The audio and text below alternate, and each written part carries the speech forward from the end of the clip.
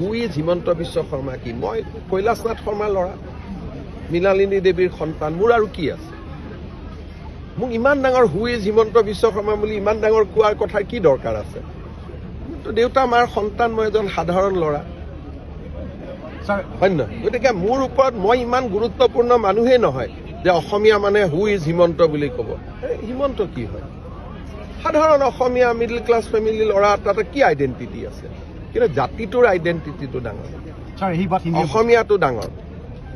গতিকে এজন অসমীয়া মানুহক হু ইজ প্ৰশ্ন কৰা হ'ব নেকি?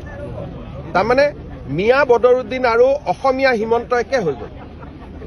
তাৰমানে অসমতে কালি কোনোবাই ক'ব হু ইজ প্ৰদীপ বৰা, এনেকুৱা হ'ব পাৰিব নেকি? তাৰমানে অসমতে অসমীয়া এজনক সুধিব হু ইজ, তাৰমানে অসমীয়াত এতিয়া অসমীয়াকে সোধা হ'ব হু ইজ বুলি। তাৰমানে গৌৰৱ গগৈয়ে মিয়াকটো নুসুধে, দেউতাকে কাক সুধিছিল? Who is Badruddin Ajmal. আজি পুতেকে কাক ক'ব লাগে? হু ইজ ৰেজাউল কৰিম। আজি তেওঁৰ প্ৰশ্নটো কি হ'ব লাগিছিল যে মোৰ দেউতাই কৈছিল হু ইজ বদৰুদ্দিন আজমল, মই কম হু ইজ ৰেজাউল কৰিম, মই কম হু ইজ ৰকিবুল হুছেইন। তেওঁ উল্টাই কি কৈছে? Who is Himanta Biswa Sarma. তাৰমানে এতিয়া অসমীয়াক হু ইজ বুলি কংগ্ৰেছে প্ৰশ্ন কৰিছে।